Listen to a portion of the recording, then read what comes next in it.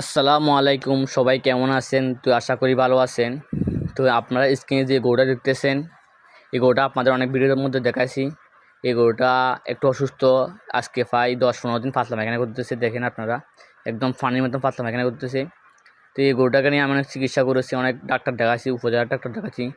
তো এই ওষুধটা খাওয়াছি, কিন্তু গরুটা সুস্থ হইতেছে না। তো এই গরুটা একদম পাতলা পায়খানা করতে করতে শরীর একদম দুর্বল হয়ে গেছে।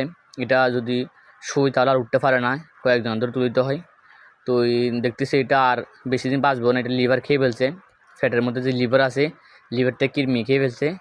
এই জন্য ডাক্তার বলছে এটা আর ভালো হবে না। ডাক্তার বলতেছে এটা বাজার নিয়ে বিক্রি করার জন্য। তো আমি বাজার নিয়ে বিক্রি করি না এই জন্য, কারণ কোনো অসহায় মানুষের কাছে যদি যাই, উনি অনেক কষ্ট পাবে, ওনার মধ্যে অনেক ঠুকে যাবে। এই জন্য আমি বাজার নিয়ে বিক্রি করি না। তো আজকে সকালে আমি কষায় ডেকেছিলাম। তো কষার কাছে আমি 15,000 টাকা দিয়ে দিয়েছি।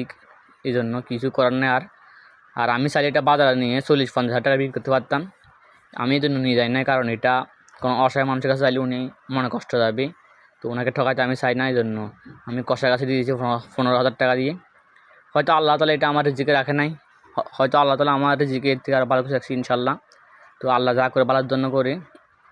তো আজকের আমাদের ভিডিও পর্যন্ত। সব ভালো থাকবেন, সুস্থ থাকবেন, আর আমাদের অন্য গুরুদের জন্য দোয়া করবেন।